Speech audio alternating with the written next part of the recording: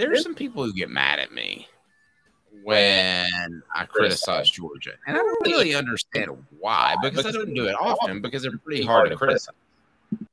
Caleb, you win 2 championships, and I don't know really how you can criticize them. But I did want to reference something that was said on ESPN.com by Mark Schlabach, who we love, who does a fantastic job covering the Georgia Bulldogs. And as a matter of fact, I love his Masters coverage.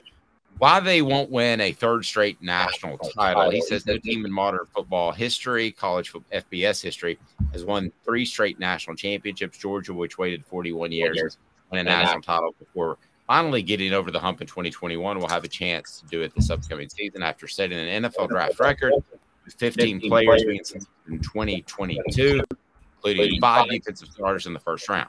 Georgia still managed to finish 15-0 and win its 2nd straight college football playoff national championship this past season.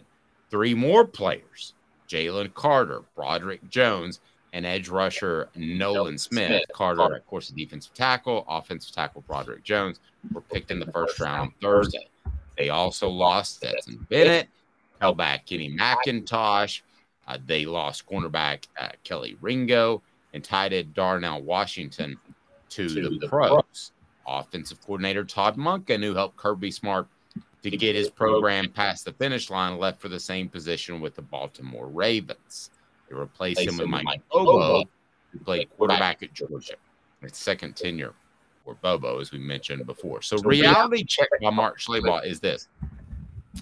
Until someone knocks off Georgia in the SEC, it will be among the favorites to win a national championship every season. Smart and his staff have stockpiled much talent in Athens, Georgia.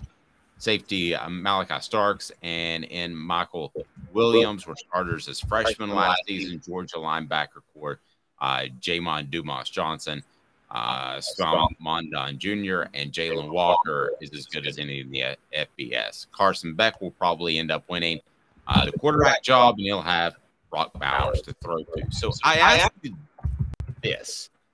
As far as Georgia right now, are they ready to reload again?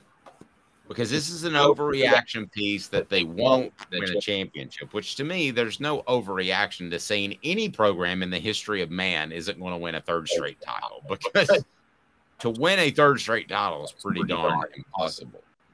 Are they to the reload point? Did you see enough last year where they could lose 3 more first-round picks and you have no worries about Georgia? Or do you say to yourself, they made the rise and now they could slip a bit?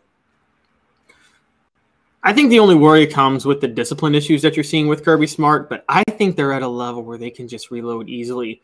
They've had this back-to-back national championship program, I will say this, was basically formed during the 2018 recruiting class, which is still the greatest recruiting class in college football history. Just go back and look at it, guys. Like, that class was amazing. That's the class Cade Mays was part of, funny enough. But that spawned 2 straight national titles. The recruiting really hasn't slipped since then. And also, here's the weird thing, Dave. We cover 2 parts of recruiting. There's the rankings and the star ratings, and that all matters.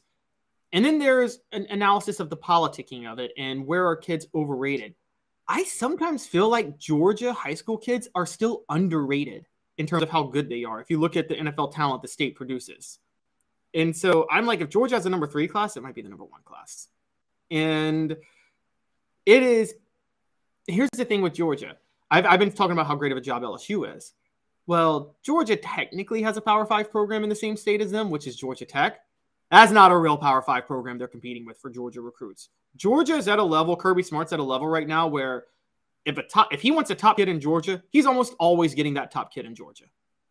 And that is a really scary situation for Georgia talent-wise, for Tennessee, for the rest of the SEC talent-wise going forward. Okay, so what's the biggest threat to Georgia's continued success, short-term and long-term?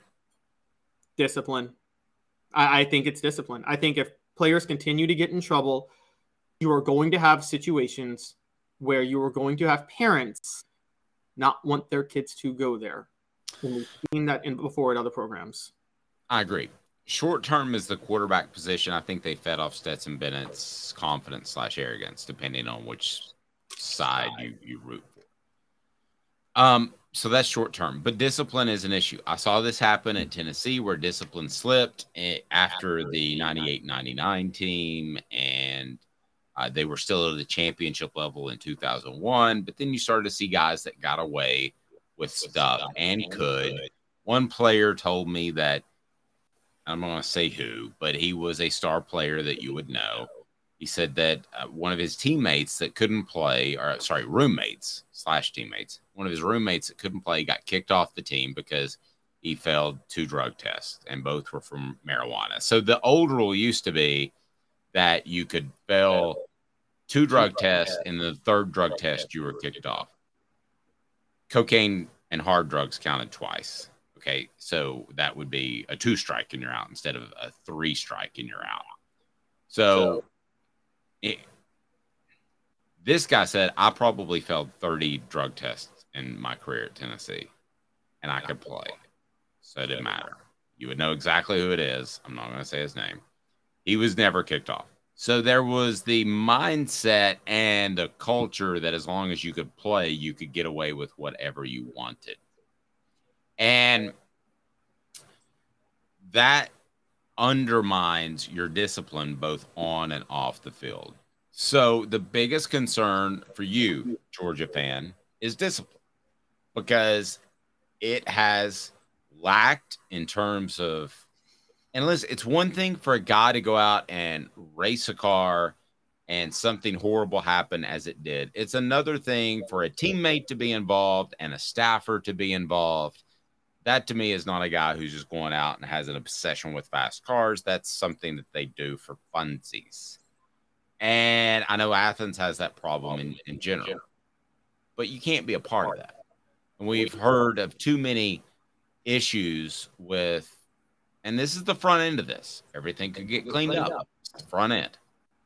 Right now, we've heard too many issues with discipline for me to think that this is a long-term thing like Nick Saban. Do they have the talent level? Yes. But do they have the right mindset, the right culture? I think it's very fair to ask that question, Kerry. Absolutely. And for people who really want to go back to the former years, if you want to know where it all came to a head, I think it culminated with right before the last year he got fired, Britton Colquitt gets a second DUI while on campus and crashes a car that he was driving on a suspended license. And Fulmer did not dismiss him from the team because he had a backup punter. He didn't have a backup punter. And that was a hideous look for Tennessee at that point. Yeah, I think he was suspended 4 games. Is that right? It's like, I think it was 5 or something like that. But it was prompted John Adams finally. That was the moment that prompted John Adams to call for Fulmer's firing right there, where he said that's just it was a blatant lack of leadership to not kick Britton Colquitt off the team in 2008. And another one that I know more about behind the scenes and I don't mind sharing now is James Banks. You and I have talked about it. James Banks would get in trouble in practice, be told to run, and he wouldn't run. He would just go stand on the sidelines and do deep knee bends, like air squats, they call them now. And he got away with what he wanted to because he was a player. There were other guys that were players that got away with what they wanted to. It really started in 99, to be real honest with you, after the national championship season. But it didn't start really slipping and sliding. You mentioned Colquitt. To me, the one guy that embodied it the most was James Banks, because he had so much talent. You and I have talked about it. I'm not exaggerating. He could be going into the Hall of Fame right about now, the NFL Hall of Fame. He had that much talent. And maybe it would have been best for him for Philip Fulmer just to kick him off the team right then and there. I don't know. Maybe James Banks was determined to waste his ability no matter what. But the one thing that Philip Fulmer, I think if he could go back and redo, it would be absolutely 100% no chance. Let guys like James Banks get away with stuff because they could play. Because that ended up costing them both discipline on and off the field, set the wrong culture, made players start to question his decisions. I think they questioned his decision in 2005 to play Ainge over Clausen. It just, the whole thing started to crumble apart. And it was the early 2000s when that happened. So what does that say for Georgia? Might say nothing. You might be perfectly fine. But there are little bitty signs that I'll look at that I think should concern you. And maybe they get cleared up. But maybe, just maybe, you find yourself in a position where there's this slow, almost decade-long erosion of competing for championships. And if that's the case, then you're not going to be real happy with the next 10 years. In this, in Fulmer's case, I think it was more like 7 or 8 or so that it slid downhill. And look at Florida, by the way. Florida still is reeling from from Urban Meyer, who, unlike Fulmer, thumbed his nose to the public, said, "I don't even care to discipline my players." And you bring in Florida. Credit Steve Spurrier for keeping that at a 10-win level forever. And why did he do that? Because his discipline never waned. And Steve Spurrier had a hard and fast rule. If you hit a woman, we just don't want you around here. That's the way you used to say it. Maybe you can go somewhere else to play. That's fine. Just don't want you on our team. And so his discipline never waned. Did his offense get caught up with a little bit? Yeah. Did he get burned out by the fans who weren't happy with a 10-win season? Yeah. But it was never a discipline issue. And I think Georgia needs to be very wary of the direction they're going in terms of a discipline issue, because that starts to erode and you can't get it back. It's just like a disciplined coach like Nick Saban can go to be more of a player's coach, but a player's coach can't turn into a disciplined coach. You can't go the other way, Caleb. You can just go one way. You can't go back.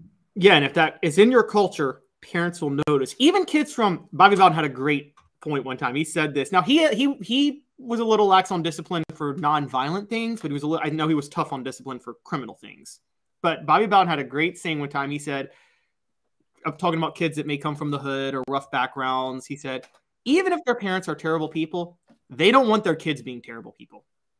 He said, nobody really wants their kids to be terrible. So he said, even with kids whose parents may not be the best, they're still going to worry about what's best for their kid when they're going to college, because they don't want their kid to end up like them.